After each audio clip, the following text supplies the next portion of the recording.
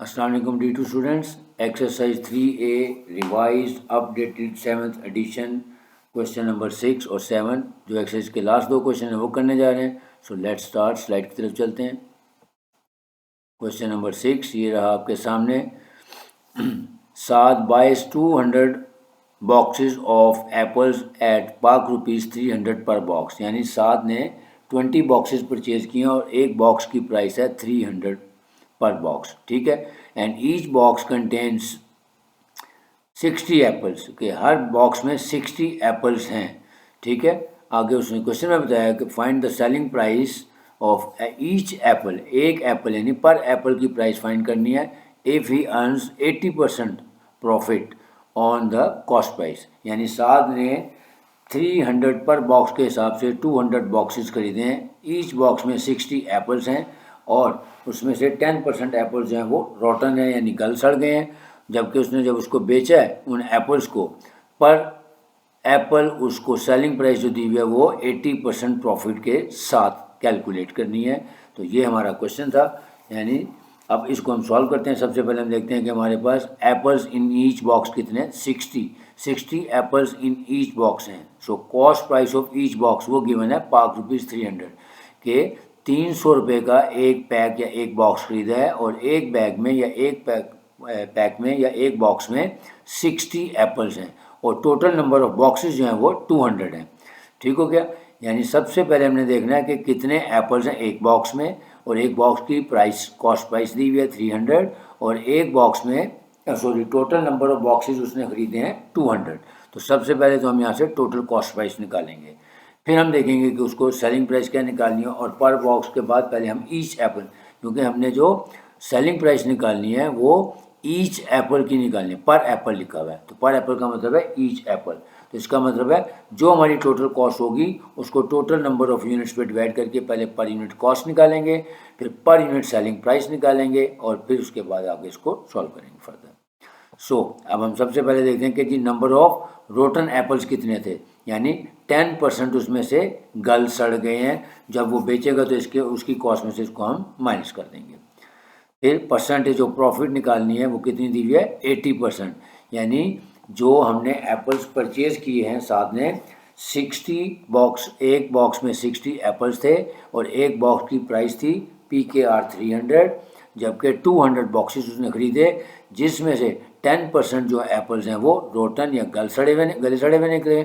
अब जब उसने इनको बेचा है तो 80% प्रॉफिट के साथ बेचा है, तो हमने सेलिंग प्राइस पर एप्पल यानी ईच एप्पल की सेलिंग प्राइस फाइंड करनी। तो ये क्वेश्चन को पढ़ने के बाद सारा गिवन डाटा हमने लिख लिया। अब हम इसको सॉल्व करते हैं। सबसे पहले हम देखेंगे टोटल कॉस्ट प्राइस हमारे पास कितनी है। देखें, क्योंकि 200 बॉक्सेस थे और एक बॉक्स की प्राइस थी PKR 300, तो इन दोनों को मल्टीप्लाई कर देंगे, यानी PKR 60,000, पाक ₹60,000 हमारी टोटल कॉस्ट प्राइस आ गई। अब देखें टोटल नंबर ऑफ एप्पल्स कितने बनते हैं कि ईच बॉक्स में 60 एप्पल्स थे तो टोटल 200 बॉक्सेस थे, तो इन दोनों का प्रोडक्ट ले लेंगे, यानी 12,000 टोटल नंबर ऑफ एप्पल्स आ जाएंगे। अब यहाँ से हम कॉस्ट प्राइस पर एप्पल निकाल लेंगे, ठीक है। लेकिन उससे पहले कि जो नंबर ऑफ रोटन एप्पल्स थे यानी जो गल सड़ गए हैं वो कितने हैं 10%, तो 10% किसका होगा टोटल एप्पल्स का, कि टोटल एप्पल्स हमारे पास 12,000 थे, उसका 10% यानी 1200 जो है वो रोटन एप्पल्स हैं। तो हम वो उसकी पहले वैल्यू निकाल लेते हैं कि जो रोटन एप्पल्स थे हमारे वो 1200 थे। अब हम देखेंगे कि अनरोटन एप्पल्स कितने हैं, यानी जो रोटन नहीं है, जो गले सड़े नहीं हैं, जो सही हैं, तो कितने आ जाएंगे नंबर ऑफ अनरोटन एप्पल आ गए। 12,000 में से 1200 रोटन एप्पल्स को माइनस कर देंगे तो 10,800 हमारे पास अनरोटन एप्पल्स या सही वाले एप्पल्स आ गए। अब हम इसकी कॉस्ट प्राइस निकालेंगे पर एप्पल और फिर सेलिंग प्राइस निकालेंगे 80% प्रॉफिट के साथ। टोटल सेलिंग प्राइस पहले निकाल लेते हैं। टोटल सेलिंग प्राइस क्या आ जाएगी cost price multiplied by factor, क्योंकि हम फॉरवर्ड जा रहे हैं तो जब भी सेलिंग प्राइस निकालना है तो मैंने फार्मूला आपको बता दिया कि cost price multiplied by factor, तो फैक्टर हमारे पास आ जाएगा 80% है प्रॉफिट, तो 100 + 80 और 100 यानी 1.8 आ गया। तो हमारे पास टोटल सेलिंग प्राइस आ जाएगी, टोटल कॉस्ट प्राइस को इस फैक्टर से मल्टीप्लाई कर देंगे, तो टोटल कॉस्ट प्राइस हमने ऊपर ये निकाली हुई है पाक ₹60,000, ठीक है।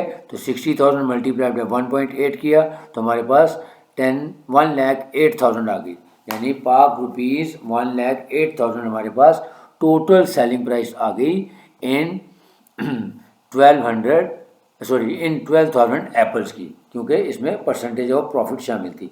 लेकिन हमारा मकसद क्या है, अब इसमें हम क्या करेंगे, जो रोटन एप्पल्स हैं जो 10% है यानी 1200 एप्पल्स, ये तो इसमें से गल सड़ गए हैं, तो जब हम इनको बेचेंगे तो इनकी तो प्राइस हमें नहीं मिलेगी ना।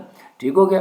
तो अब हम क्या करेंगे, जो हमारी टोटल सेलिंग प्राइस आई है 12,000 एप्पल की, अब उसमें से इसको डिवाइड किस पे करेंगे, 10,800 पे, क्योंकि जो ये 1200 एप्पल हैं ये ख़त्म हो जाएंगे हमारे, ये गल सड़ गए, लिहाजा इसकी हमें प्राइस नहीं मिलेगी। तो हम निकालेंगे selling price per apple is equal to 1,08,000 divided by 10,800। क्यों? क्योंकि इन 12,000 में से 1,200 जो हैं वो रोटन है, गल सड़ गए हैं, लिहाजा उसको हम अकाउंट फॉर नहीं करेंगे। तो हमारी जो पर यूनिट कॉस्ट आएगी यानी पर एप्पल जो सेलिंग प्राइस आएगी वो ये आएगी 1,08,000 divided by 10,800 which is equal to Pak rupees 10। यानी एक एप्पल की जो सेलिंग प्राइस है विद 80% प्रॉफिट वो पाक रुपीज़ 10 या 10 रुपीज़